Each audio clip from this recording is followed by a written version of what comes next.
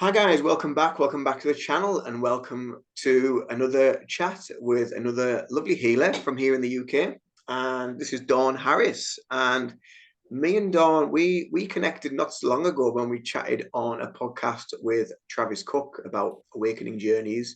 And Dawn is a Reiki practitioner and a sound healing practitioner as well. So we're going to talk a little bit about that today, a little bit about your journey. So say hello, Dawn. Hello, everyone. How are you today? Are you well? Yeah, I'm really good. I've had a very fun-filled day of just dancing lots, which has been fun. Did some yoga and yeah, just a nice chill day. Awesome, awesome. There's nothing better than sometimes. I mean, I like to have a good dance and sing and stuff when I'm doing housework, and it's a really great way to just to get your energy moving around your body, isn't it? And it really Yeah, makes you feel amazing when you've done it. And I think any form of movement really is really good. I mean, just like a walk in nature, or just just to get your energy flowing around your body, it makes such a huge difference. definitely. Like for me, even if I'm not feeling good to start with, like if I'm just feeling a bit low or whatever, as soon as I just put on some fun music and start moving, it just lifts your vibe straight away. And then I'm feeling great and stay feeling great, which is good. Awesome, awesome. So, obviously your name's Dawn Harris and you're a Reiki practitioner. Where can people find you? Just want to just give a little bit of intro of you, of your website, of whatever socials you use, just for people to find you if they wish to look for you for Reiki. Yeah, sure. Thanks for that. So my handle on Instagram is the Reiki Raver, and my website's also the ReikiRaver.com. And that sort of came about because like in years gone by, I was kind of like this dichotomy in my head of I have all this spiritual side of me, but I also love going dancing and I love house music and all of this. And for the longest time I couldn't reconcile it because I was like, but I'm not like those people who go, doing the ayahuasca journeys and being like, just there's a very performative type of spirituality that's out there as well. And I mean, for some people it's obviously real, but I know that there's like some people that aren't. So, it's a bit of performatism. And I like for the longest time I was thinking I was me being different was the issue. So I eventually kind of settled with that and went, actually, spirituality is just a unique journey for everyone, right? So Yeah. it's going to be whatever lights you up with joy, whatever brings you closest to your higher self. And that's sort of where I thought I'm going to bring it together. And that's where the Reiki Raver came from. And on my socials, just for fun, because as you mentioned, I do sound healing as well. Um, Now, when I'm doing sound healing for healing purposes, I'm not using it with dance music, but for fun on my socials, I often play the bowls against either drum and bass or house music, and that's usually a bit of fun to do as well. I have seen some of them videos. And I'm thinking, oh, that's an interesting combination. Yeah, it's funny. A lot of people say that to me. They're like, I've literally never seen this before. And I just, yeah, did it for fun. And it kind of, yeah, it's for me, it's just fun. I know it's not particularly healing because essentially when you're playing it with that kind of music, you're playing it from in terms of the musical notes as opposed to connecting to what the intention of somebody needs is. But yeah, it's good. I have fun with it. Suppose for that as well, for that aspect of things, it almost gives you kind of like a unique sort of selling point, so to speak, because you're using sound healing in a totally different way. Whereas most people would use it. I mean, I know it's just for fun and what have you, but most people would use it for sort of a quiet setting. But for you to incorporate and put it alongside, drum and bass or house music or whatever, it's just like, wow, that's just like something totally different, like a totally different switch of imagination with regards to that. Yeah, I apologize. My dog is barking in the background. Hopefully he'll be quiet soon. Yeah, and I think as well, I was hoping that, other people could relate to it and say, oh, I'm kind of like live normally too. And I like that music, but actually maybe I can also be spiritual. I don't have to be somebody who, is looks or acts a certain way. I can, investigate this journey for myself and see that, there's so much more to being spiritual or living a spiritual life than just one particular way. And I guess that was sort of where I was coming from initially with it. And Yeah, and like you say, I mean, from a healing point of view, like I was doing a healing last night, for example, so obviously in complete silence, other than the bowls, and that's very magical. Like even as the practitioner, the Mm. journey, I mean, for the person who's having the sound healing, their journey is completely magical. But it also, like we were chatting about on Travis's podcast, it also serves the healer because you're just, yeah, you're absorbing those frequencies as they're being emitted. You don't get into the same drop of brainwave activity like they do, because you can't, because you have to sort of stay with the bowls. But yeah, it's still a very powerful experience. And yeah, and I just hope that my sort of unique approach will allow people to just investigate this a bit more and go, maybe this could be for me. You know, I don't have to do spirituality only one way. So yeah, that's what I would hope would come out of it. Yeah, totally agree, because I think being spiritual, or being connected to spirituality, it's become like kind of a bit of a, it's almost like a fashion label at the minute, isn't it? It's just like everyone wants to be spiritual, or everyone wants to connect to some sort of thing. And I think that's the uniqueness, is that everyone is spiritual. Everyone, when Yeah, you go down the spiritual path, you're basically just discovering who you really are, yeah, and what makes your soul sing. And that's basically what it's all about. And for many years, so many people have been kind of beaten down and sort of dumbed down and quietened, what have you, through the, I suppose, the mainstream world around them, that people kind of lose themselves. But sometimes it takes that for people to actually find themselves again and discover what is real about them. uh, yeah. like I say, everybody's different, and everybody's journey is absolutely beautiful and absolutely unique to that individual. So yeah, so what works for you might not work for someone else, but that's the beauty of it, because if we were all the same, how boring would it be? It would just be like, just, Totally. yeah. So anyway, there we go. So that's Dawn's handles. That's how you can find it. That's what she does. So we'll talk a little bit about Reiki, about how you use Reiki, how you incorporate the sound with the Reiki as well. Do you use sound with the Reiki as well? Do you incorporate Yeah, it? yeah, sometimes it depends on what a person wants, or but yeah, I do. And personally, I think it's an excellent addition to it because it does help people to sort of get into quite a relaxed state if they're somebody who maybe struggles with the idea of meditating or just being relaxed, or not sure about what they feel about somebody hovering over them during a Reiki session.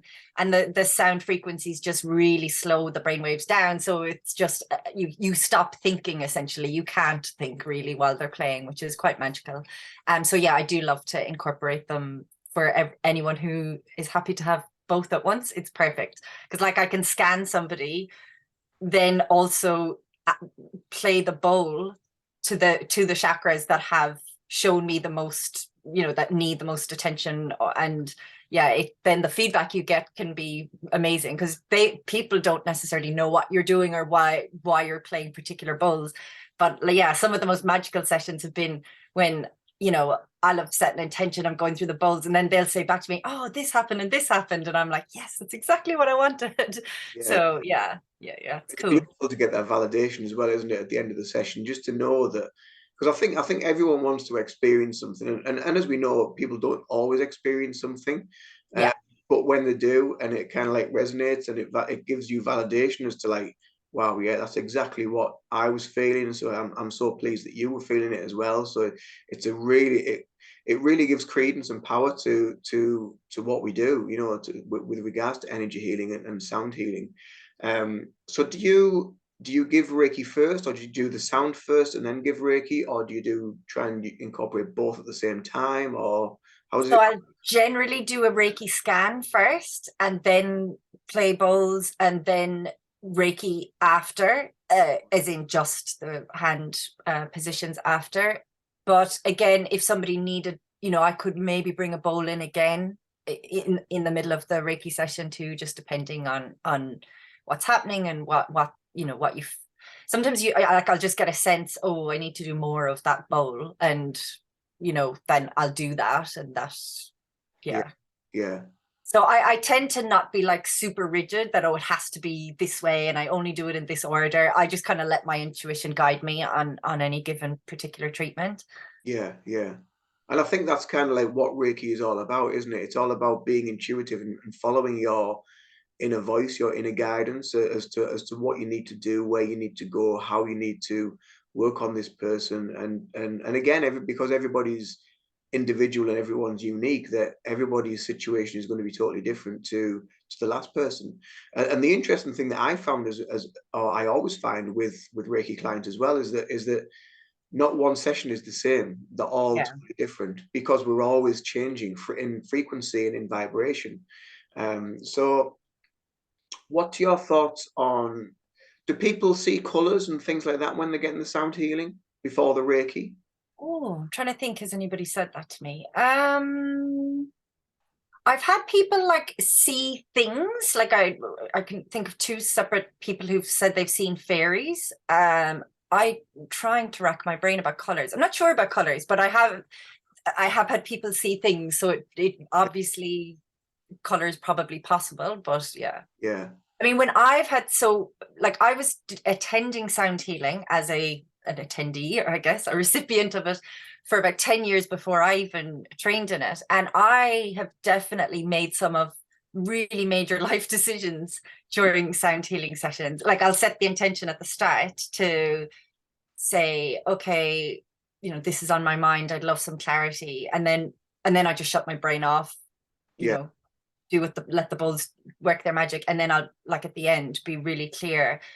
I've like what I've experienced is I'll either go as the recipient again, I'll either not be fully conscious during it, but I'll, when I come out of it, because you do, especially after sound healing, I don't know if you've had any yourself, you can feel really ungrounded because sometimes people can go astral traveling and they're not necessarily, they won't remember it, or they can just because of the frequencies be in such a groggy state. So it can take a while, it's all like grounding crystals, lots of water, yeah, trying to really like bring yourself back properly on earth.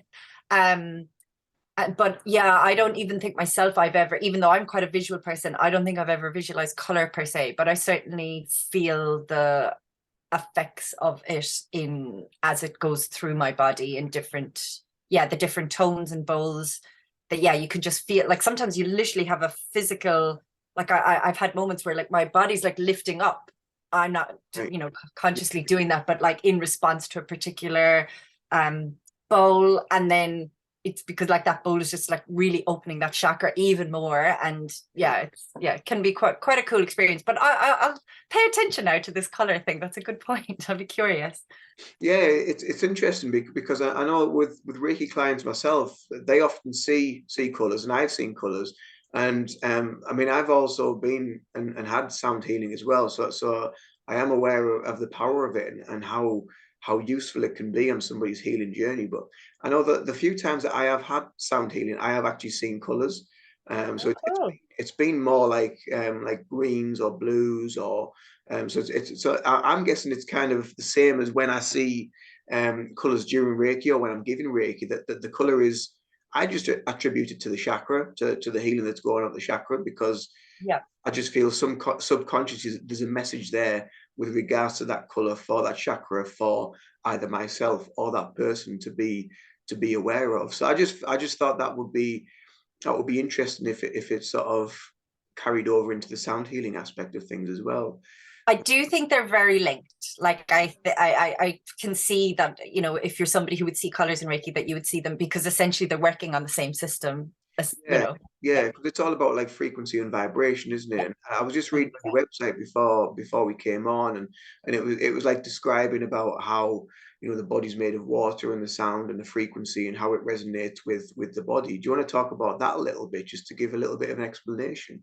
Yeah, sure. So because most of our cells are filled with water, most of our body is filled with water, it means we're a perfect vessel to respond to sound, essentially.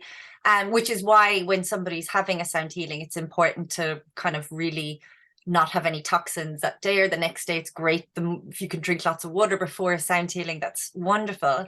And, you know, loads and loads of studies have shown what happens to water. I mean, you can see water vibrating with sound.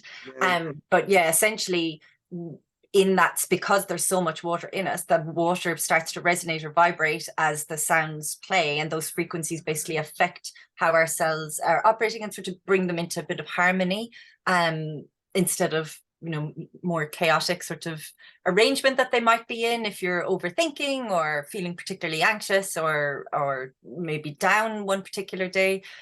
These sort of help to bring things back into sort of a nice steady alignment. And yeah, it's pretty powerful stuff. There's some really, really cool studies about sound and water, which are pretty cool to look at. And I think it's really, really positive and really good that there seems to be a lot more people that seem to be turning to sort of alternative means of healing as well now. And not just energy healing, but all forms, the sort of like herbology and people wanting to go sort of foraging and looking for wild plants and whatever to help heal themselves, because they know that Mother Nature can provide so much for us from the natural world. So I think it's a real, at the minute, I feel we're in a real like kind of turning point, where science and sort of the spiritual realm, or whatever you want to call it, is kind of, it's really crossing over. Mm. Especially with regards to things like the quantum field and physics, and that we're all connected and we have this quantum energy around us, and in physics they call it the field, so like, but in spirituality we just call it spirit or the spirit world, but it's all kind of like the same thing and interlinked. And it's a beautiful, beautiful place to be. What kind of got you on your spiritual journey? Where did all that start for you? The exact starting point, I'm not sure. Like from very young, from the youngest age, I can remember I would have dreams about flying and things like that. And I was always fascinated by the planets and moon and stuff. But I didn't necessarily at that point equate it with spirituality or really understand where my curiosity was coming from. And then I guess I'd had exposure to people like Wayne Dyer, and that from a young age. My parents have always been into this type of work, and that sort of again just was playing on my subconscious, I guess. And then I started to have some sort of quite powerful spiritual experiences from probably my early 20s. Mm. um Various things with like psychic experiences, and then like a few years later, I think I spoke about it at on Travis's podcast. I had a night where me and my ex-partner saw angels, so they appeared in my room. And but already by that stage I was really looking into it all more. I was looking into, I was starting to look into what, because traditional religion just never resonated with me. It didn't make sense. I just didn't, it didn't work for me. I couldn't relate with it. But when I started to realize that there was this other way to look at spirituality, I thought, oh, it just felt true straight away. And so the more I was then learning and, watching things like The Secret, I don't know, like 20 years ago, however long ago it came out. And yeah, and then slowly from there, just over time, have done more and more reading, listening to podcasts. I've done tons and tons of courses on various different types of psychic and spiritual things. And just my enjoyment of learning about it and how it felt for me learning it meant that I just kept digging more and more and more. But I can't really pinpoint like a one exact moment that I was like, yay, that's it. But it's kind of always been there for me, I think. But yeah, just I think that's the same for a lot of us, isn't it? It's kind of, it's always been there kind of in the background, and then sort of like for me, it's kind of life and work sort of pushes it away a little bit, and then all of a sudden start going through something where things just don't add up or whatever, and things start happening, you can't really understand what they are or explain what they are, but you're just going through some sort of um transformation or some sort of change, um not just physically but energetically as well. And you start tapping into a lot more to do with yourself. And I think, like what you were saying there, because you were you're kind of like researching it and reading up on things and wanting to find more about it, you're actually putting the intention into wanting to increase that knowledge and increase that ability. So it just shows really how kind of powerful our intention is. So if we're wanting Yeah. to create something or bring something more within in our lives, if we're so tuned into that and that's something that we want, then intentionally we can attract it our ways.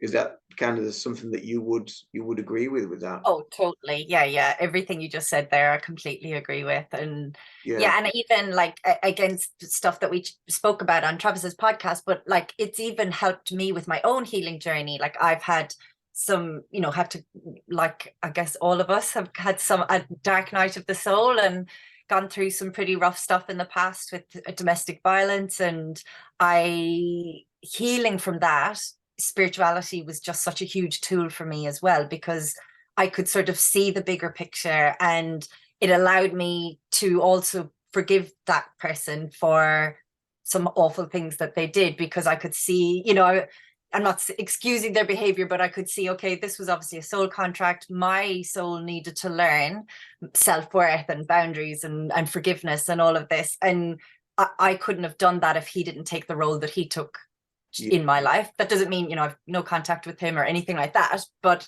because I look at things now at very much from a soul level rather than a human level, in terms of uh, when you're interacting with people. And because so many people act from their wounding, I think, so much behavior is nothing to do with the exact scenario that we're in most of the time, and is everything to do with people not being ready to face their own past traumas or what have you. So yeah.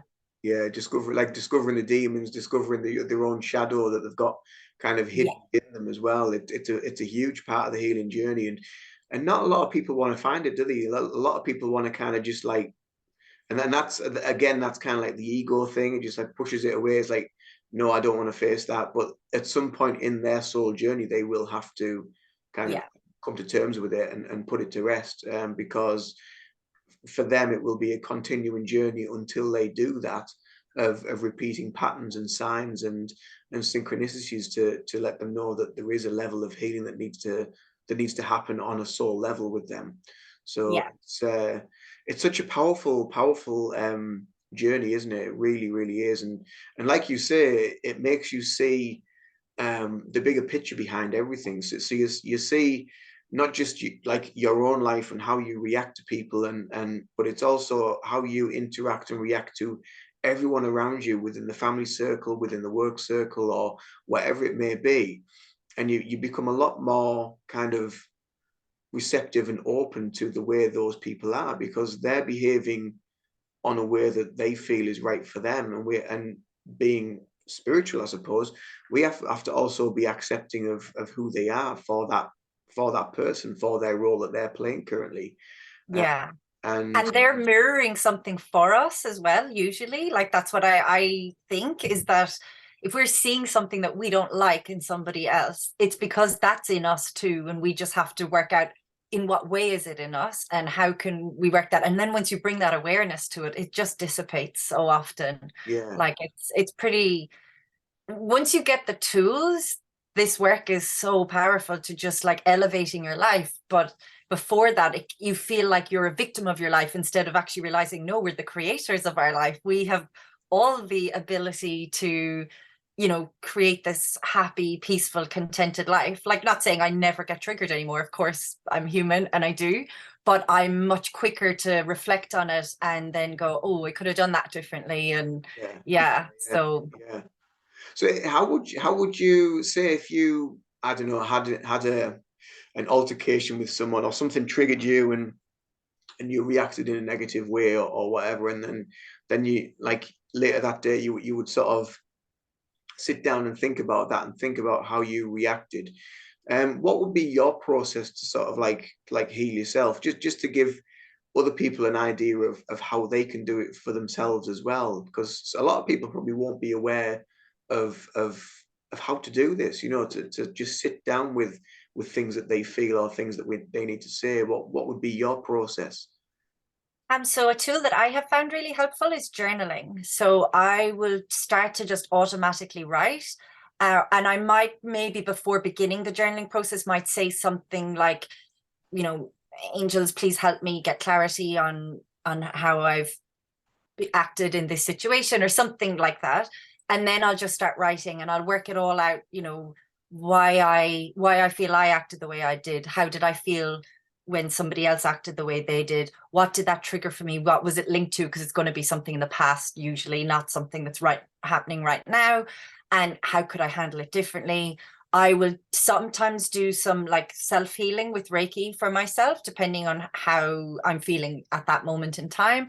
And I generally will also send healing to the other person in just a sense of, you know, to sort of send light where I may have hurt their, Yeah, you yeah, know, them. Yeah. Um, but, and yeah, sometimes like I'll just, yeah, I think journaling's probably the biggest thing for me, but also sometimes literally getting out of my head is a good way as well. So something that I do very regularly is dancing. I'll put on music, I'll just get out of my head, burn off that energy, and then you can be in a calmer place where you're like, oh, okay, maybe I could have done X, Y, Z differently. I think it depends on a given day, but it doesn't need to be overcomplicated. I think for people who are like, you know, especially if they've felt very stuck in patterns for a very long time, it can feel really hard to know how to get out of that, or, you know, because we as humans, we overthink things anyway. yeah, And actually, it's maybe the number one tip I would have for all of us is to not judge yourself, to just go, okay, I didn't do the best in that moment, but I'm now aware of that and I'll do better next time. And yeah, just have compassion for yourself as well as the other people that are around you. We're all just learning. We're all just trying to walk each other home, as Ramdas said. And I think that people being kind to themselves is probably one of the biggest things that people could do for themselves at the moment, because so many people aren't kind to themselves. And when they're not kind to themselves, then they can't be kind to others. And, you know, it's just lots of hurt people walking around instead of people being more open, more vulnerable, and, you know, just realizing that life has ups and downs and we're just trying to navigate it the best we can. And yeah, just be kind, I guess. yeah, yeah. Beautifully put that.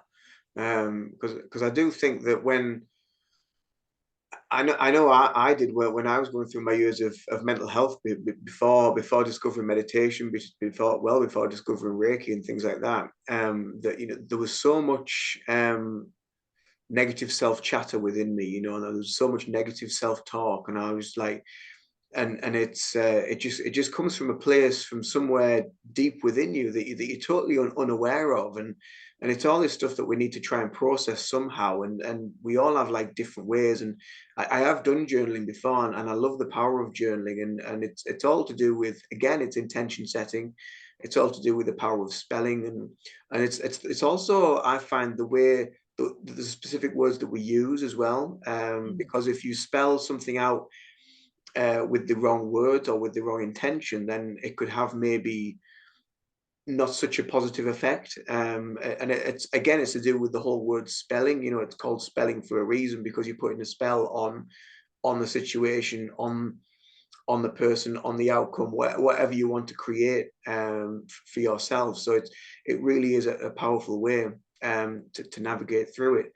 Um, Going back a Because you're little bit, bringing it into the physical by actually writing it out, you're taking it out of your head into the physical world, and that's a you know, a way to make it more real. And yeah, you can put the positive intention with it then, and that will amplify the positive intention. yeah, that's something I was going to add, and I totally forgot to add that there. But yeah, what I'd found was sometimes you can think like, oh, you know, I'll just like kind of like remember all this information, or I'll just think about it and I'll process it in my mind. But that creates so much sort of activity in the mind that it becomes so jumbled up. It does, especially for me. It becomes quite messy. So, like you say there, and rightly so as well, you know, when you come to journal it down and you actually put it on paper, because you're bringing it into the physical world, and you've actually channeled the message through a pen onto paper through the art of automatic writing, or just putting your thoughts, feelings, and emotions out there onto paper, you're expressing them, and you're letting them go, and it creates action to that as well, and it gives you better clarity for mind, body, and spirit. So yeah, it really is a powerful way to help with that. Yeah. And another thing that I use from time to time as well is mirror work. So that would be more for my own self-healing rather than healing a situation with that involved other people. But, you know, if I've been, you know, if I'm feeling particularly critical of myself, like using the mirror to actually, because I did this shadow alchemy course a few months ago, which was just amazing, and she'd introduced me to this technique. And one of the practices, you know, you have to, you know, with your shadow, it's like something that you just can't sit with, and that can be a positive thing as well as a negative thing. And I was trying to work with the whole like stuff about my physical appearance, and I couldn't say the positive words. Like 3 minutes into this mirror work, I was just getting angry, I was getting frustrated, and I was seeing more and more flaws the more I was trying to say this positive statement. So I got onto my coach and I was like, Marina, I can't, like I can't. She's like, that's perfect. Use the flip. The mirror work will work either way. She's like, say I'm flawed, I'm flawed, I'm flawed. So you're like looking at yourself in the mirror, you know, really making eye contact with you, like truly connecting to your soul, which is not something we do very often. We might like fleetingly look in a mirror to, you know, make sure our hair's brushed or whatever. But you know what I mean? It's not something it's not something I used to do anyway, is spend a lot of time actually looking at myself. But what was so magical was within a very short time of starting it the other way around, going, I'm flawed, I'm flawed, I just burst out laughing. I was like, yeah, I am flawed. So what? It doesn't matter. Like, and it's just, Yeah. it's like that acceptance is like, oh, okay, yeah, amazing. So like that can be another tool that people can use, which again, it's simple. Like you don't need any fancy course to do it. It's literally spend time with yourself and work with yourself on something that's, you know, maybe getting you down or that you're doing a lot of negative self-talk about, and you know, whatever, and just keep, you know, say it to yourself over and over. And because of what happens is it just loses its power. If you're doing it in the negative way, it loses its power. If you can manage it in the positive way, it will gain power essentially. Yeah. So Yeah. It's almost like using affirmations as well, isn't it? Using the power of affirmation on yourself. yeah, essentially, yeah, that's really, really good. Wow, that's amazing. I've never heard of like mirror work. I mean, I know when you described it there, I thought, yeah, I have kind of like heard of it and known people that have done it, but I didn't know that's what kind of like what it was called or whatever. So that's an really interesting way of working. And there's different approaches to it too. I actually have a friend who's done a lot of training in the sort of Mexican Toltec, that type of stuff. Now, that's not my area of expertise at all. It's very much hers. But she was talking about a unique method that she uses, which is, again, having the mirror, but she wears a mask.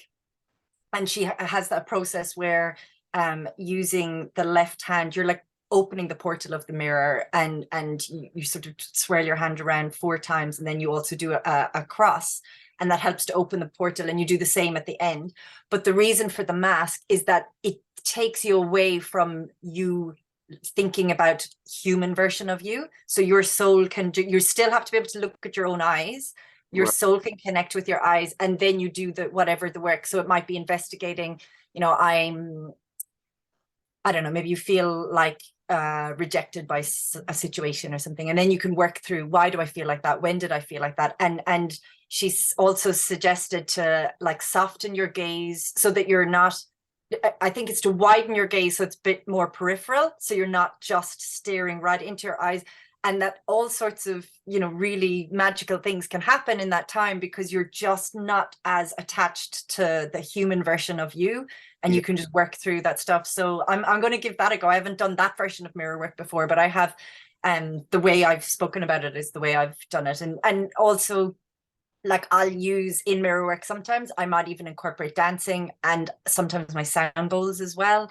and just, you know, allowing just acceptance. So if I'm working with a particular body part that I'm just trying to create acceptance for, I'll really like focus on that, or, you know, use different, like I might have a scarf or a fan, whatever, like different things that just help take you out of being obsessive about something and playing with it in a way that you can, you know, actually feel more connected and feel like, oh yeah, I can accept this part of me or whatever. And it doesn't have to be something physical about you. It can be a trait or a quality as well that you're trying to work on. But yeah, I think mirror work is very helpful as well. It sounds amazing. It sounds really, really powerful, and I like the thought of like you say, wearing a mask. So you're taking yourself away from your actual physical form, and you're actually just connecting with your soul, Yes. effectively, and then expanding your awareness. So you're more aware of everything that's around you and taking in all aspects of whatever is around you. But I think when you do open your periphery, you do become more aware of other energies that are around you, and you become more receptive to things that are around you as well. So it's that would be a fantastic tool to try. I might give that a go actually. So Just to with that one, she recommends 36 minutes specifically. With my other mirror work, I've not kept it to a particular time, but that technique I just spoke about with where you open the portal and close the portal and use the mask. And the other tip she gave is don't put on the mask when you're in the mirror. Arrive to the mirror with the mask on so that you never have that. There's no subconscious thing of, yeah, oh, that's Ian wearing a mask. You know, it's like yeah, right from the get-go, the mask is present. Yeah. yeah. Oh wow, that's amazing. I mean, I love all these, like, this is a thing, right? The indigenous populations around the world have been doing these really powerful techniques for millennia, and the rest of us are only catching on now, essentially. You know, even like I lived in Australia for 14 years, and the Aboriginal and Torres Strait Islander culture is just so powerful, so beautiful. Like the bush medicine, the like connection with the earth is just phenomenal. Like we think Western medicine just has it all wrong. We're, you know, we're masking symptoms. We're not treating the source. Like Pat, even that we were chatting to on Travis's workshop, she's so right. Like things can be to do with grief and nothing to do with the actual physical condition that you're seeing. But you know, it's the symptom of whatever the real root What cause of something is. cause is, yeah, yeah. It's so right, because I mean, even when like I go back again to when I was struggling with mental health and anxiety and stuff like that, and I was coming out with various skin issues and disorders and rashes and all that sort of stuff, and obviously they just wanted to treat the rash or the skin issue or the eczema or whatever, but not look at what was like the issue that was behind that was actually causing that. And again, you know, there's various layers to that, isn't there? So you could have the skin issue, which is being caused by, say, some aspect of your mental health, but then the other layer behind that is what's causing the actual issue with the mental health. And then there's another layer behind that, you know. So there's so many different layers that we have to go through, and that's why, you know, I think we all use the analogy of the layers of an onion and peeling back and getting to the middle, the root or the core of the issue and dealing with it. And I think that's part of, you know, healing is kind of like it is a long journey, but when you start to actually see that things are happening and things are changing, it um, gives you more faith and more positivity, and that increased positivity helps you then heal on another level as well, because you're bringing more light into your soul, because you're feeling better about yourself on so many levels. And then when our cup is full, we can serve others, which I, you know, because you've more compassion, Yeah, particularly if you can relate to other people's journey. You know, you can see, I mean, even with the domestic violence issue, like I think it's very clear that there is a big issue with violence in particularly amongst men towards women, but obviously I know it goes across the board.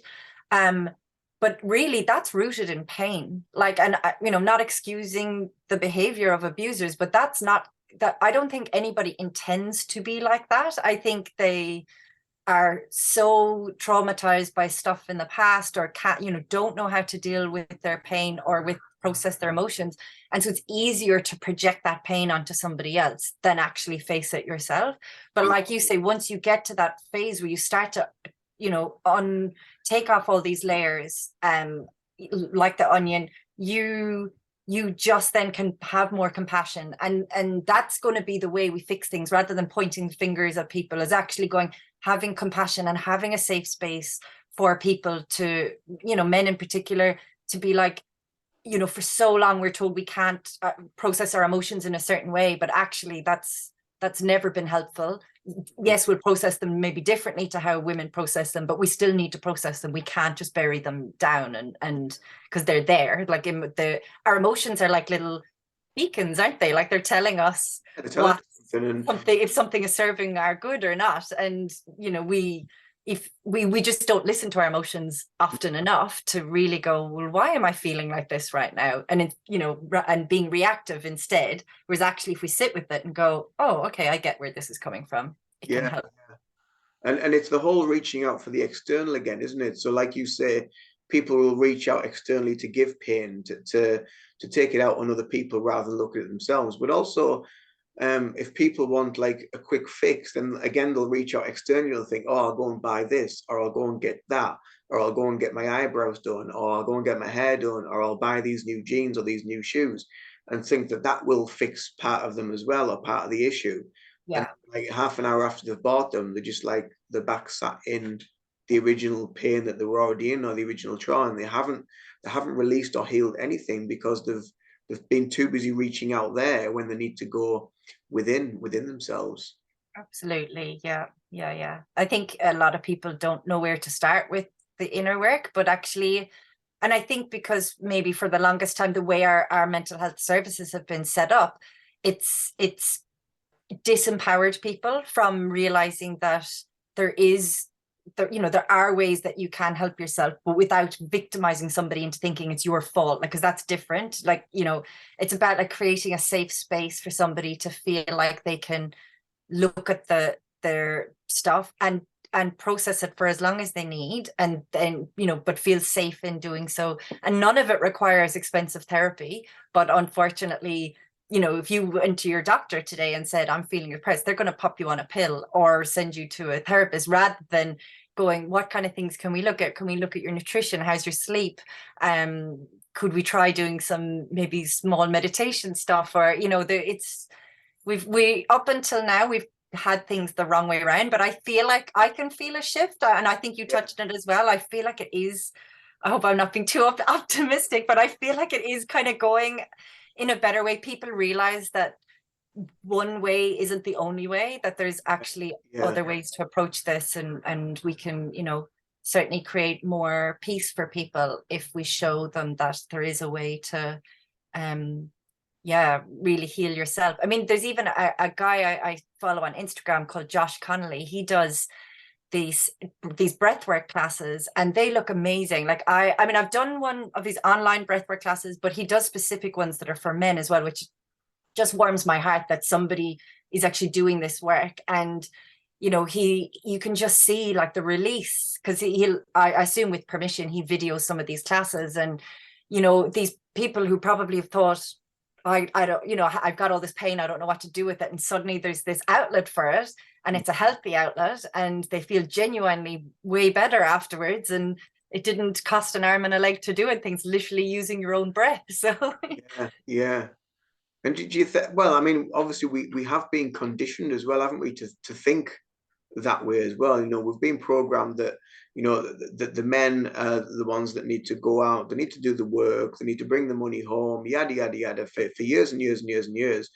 And then all of a sudden, then women can go out and earn their keep and do their work as well, which kind of, I suppose, initially probably created a little bit of rift between men and women, and it probably still does to some degree.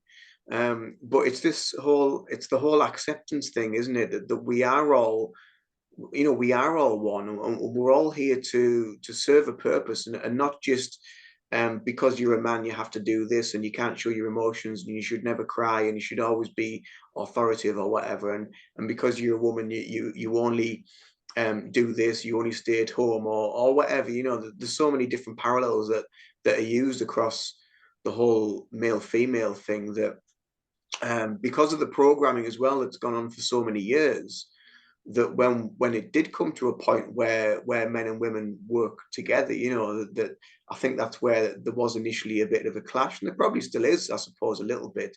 But again, that's part of the understanding and the healing, isn't it? So I mean, men might not be accepting of that because there's something within them.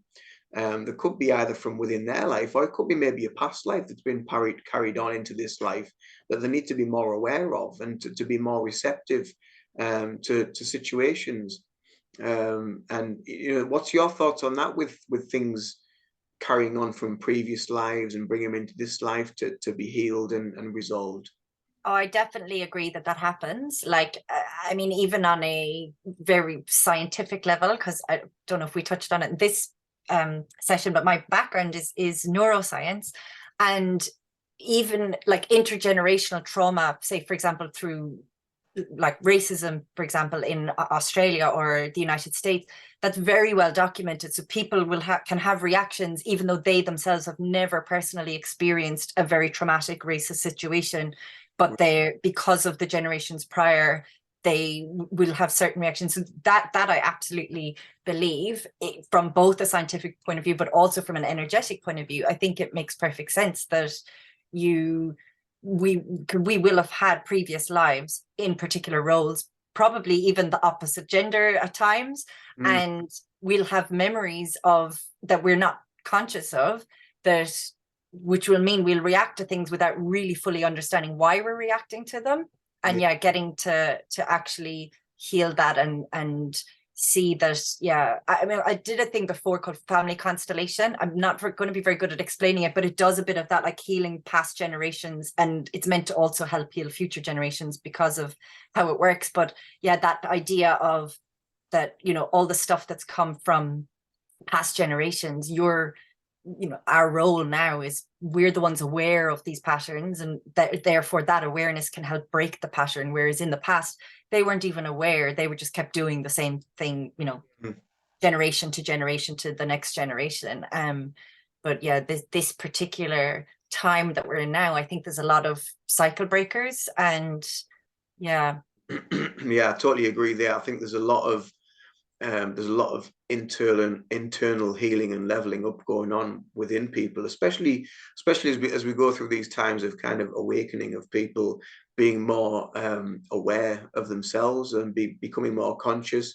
And because as we become more conscious, and we kind of like shine more light within ourselves, and the more light that we shine within ourselves, it exposes more stuff that we come to realize that, actually, there's different things in my life that don't really sit well with me, and I need to like kind of let them go. So there's a lot of that going on. And touching on the past life thing, I mean, I have used Reiki before for past lives, and sent it to certain situations.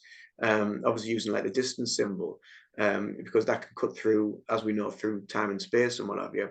But I have also used hypnotherapy and soul center healing hypnosis.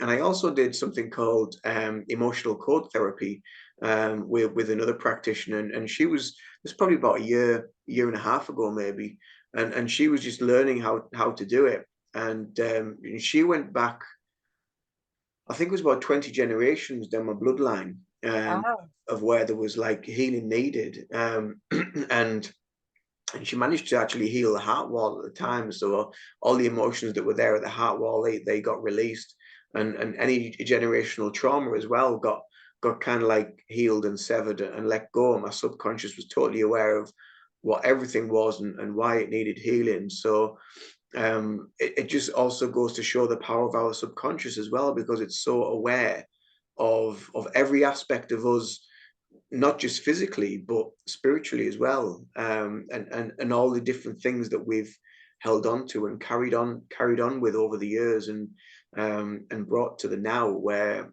like you say, there seems to be a lot of people that are becoming very switched on, Mm. and aware that things need to change within themselves. So it's an interesting time, isn't it? It really is an interesting time. Yeah. And like you said before as well, like the programming and conditioning that goes on, like for most of us, most of our behaviors are embedded before we're even 7 years old. So and a lot of then how we behave until we bring awareness to it is just reactive to those previous ways we've been conditioned. Yeah. And so actually, and that will obviously have been affected by prior generations as well. But once you then bring that awareness into a particular situation, you can actually go, oh, okay, I keep reacting like that. Why do I do that? You know, and then yeah, you're suddenly in a um whole new pathway in front of you to be like, yeah, I can heal this, and I can, and then by us healing, we can, we shine as an example for people around us without even having to Yeah, do anything, because people will be inspired by, oh gosh, I know that so and so went through this, that, and the other, and look at them now, they're thriving, you know, they're not, you know, labeling themselves as a victim, and they're you know, taking control of their lives and creating a positive experience for life. And yeah, absolutely. Do you think in generations to come that they might start teaching some of this stuff in schools? I hope so. I mean, like, I would love if kids were taught meditation from really young. Yeah. Very excitingly, so Emma the Alchemist, the lady who I do the somatic meditation and dance classes, movement is medicine is the name of her method. She, you know, incorporates lots of different energy type work, like qigong and Mm. eh, lots and lots of stuff into her method. But she was actually just invited to speak in a school during the week, and I was like, this is exciting, because this is like a turning point, that schools are looking at this type of, you Yeah. know, alternative work to teach. They, I think they were teenagers, but you know, fantastic, because you know, teaching teenagers, and I mean ideally even younger, the tools to manage emotions, Mm. and you know, just be kinder to themselves and kinder to their schoolmates, like that would just be the ideal. I think if we get to that point where that type of education is just as important as learning maths or whatever, that you know, you'd most likely never need, whereas you do need to know how to Yeah. deal with the conflict, or you know. Yeah, deal with your emotions, deal with all those that are around you and how they make you trigger and how they make you react. You know, it's the key to creating a strong social boundary, I suppose, between yourself and everybody else around you, and knowing how people tick, and having a better understanding of that as well. It's key to so much, and I think it really does get overlooked, doesn't it? It just, I think that the schools can be so kind of rigid with their thinking that they need to teach them this, and this, and that's what they need when they go out into the world. And you know, and I've never really used anything from from school apart from maybe writing a little bit, and maybe adding things up, but never used algebra, never used trigonometry, never used much of any of that sort of stuff. So it just shows how useless a lot of it really is, I unless you want know. to become like some sort of world famous mathematician or something like that. But yeah, Yeah, I think there's a time and place for them really, for them really. absolutely. So And then, and like, even with that, it leads so many kids to feel like they're not good enough, because they're not, they don't, you know, they don't learn the same way as everybody else. But actually, that's, none of us will learn the same way. And it's terrible then that some kids feel like they're not as smart, even though they could be the most creative or the most kind, or you know, have so many other qualities that are so valuable to human society, that you know, but then they feel less than because they're not as good at the maths, you know, or whatever. And yeah, that, like, that is not how we should be building society at all. not at all. And again, that's a level of divide, isn't it? It creates that divide because, you know, the spotty geeky kid or whatever, you know, he gets separated from all the spotty kids, or, you know, and it just, it goes down the line. And that's kind of like how it all, it's how it all starts, isn't it? It's the very fabric, the very beginnings is Yeah. vital. So the younger the kids, I think, start learning about meditation and about healing, and this sort of work, I think, is so important. And you know, there's lots of talk about like the golden age, and you know, children of the future, and all that sort of stuff. And I do think it will happen. It will come. And well, yeah, I really do hope it does, because it will change so much for humanity. So, is there anything else you want to talk about today, Don? Um, it's been an interesting discussion. I can, you could probably talk for hours about just, yeah, random things. I don't know, like what would you like your you listeners to know more about, or to maybe investigate more of?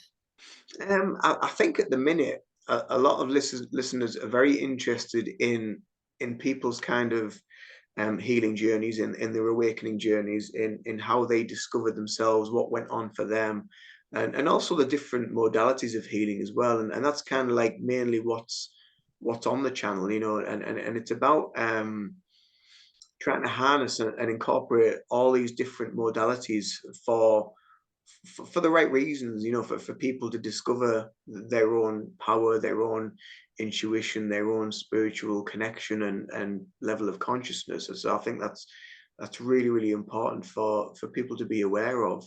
Uh, Yeah. And I so think on that, for people, the one key thing I would want people to know is that everybody's way, it can be unique, and that's totally fine. yeah, And to just try try different modalities, but stick with what resonates best for you. Because, there's, my view on it is that there's nothing to say that like Reiki's the only way or sound healing's the only way. It's really finding what just gives you a sense of, yep, this feels like true for me and I enjoy it, or it makes me feel relaxed, or whatever it is. But try out different things, the mirror work, the journaling, whatever, and then only stick with what feels that it's going to work for you. And also, I think some people are like, oh, I didn't meditate every day, but you mightn't at the beginning, and it's only with practice and with time that when you see how much it does for you in terms of your own personal sense of calm, that you'll actually be more inclined, you'll be rewarding yourself when you do it. yeah, Like, I know there's been times if I've let it drop for a bit and then I'm really feel it, and you're like, you become more reactive, or you become caught up in the stories instead of just going, oh, hang on a minute, yeah. actually, let's just take 5 minutes here. If 5 minutes is all you have, do 5 minutes and just connect to yourself, and know that, yeah, your unique way is perfectly fine. And try all of it and stick with what feels nice and good for you. Yeah, that really is a beautiful message, and just I always say just to be your own guru, you know, and really find, yeah, like what you said just then, you know, just find your own way that resonates with you. And I mean, I used to, like, when I first started meditating, it was maybe just like a few minutes at a time, and then built it up, built it up to a point, you know, where I was doing like over an hour or whatever meditation. Now I find that 20 minutes is enough for me, you know, and then, you know, that's fine. You know, I will feel refreshed, I will feel rejuvenated, and that is enough for me. And that for me, that just gives credence that, you know, it's that 20 minutes is enough. And I don't need to force it any further. I don't need to feel the need that, oh, I never did the hour, or I never did an hour and a half. You know, I don't feel like I've Yeah, rewarded myself enough. 20 minutes is enough. And don't put pressure on yourself yeah, because you haven't done this or because you yeah, haven't done that. Tomorrow is a new day. And as we say in Reiki, just for today, don't worry about it. You know, don't yeah. worry about it, and just be grateful for the day that you have got and the time that you have got.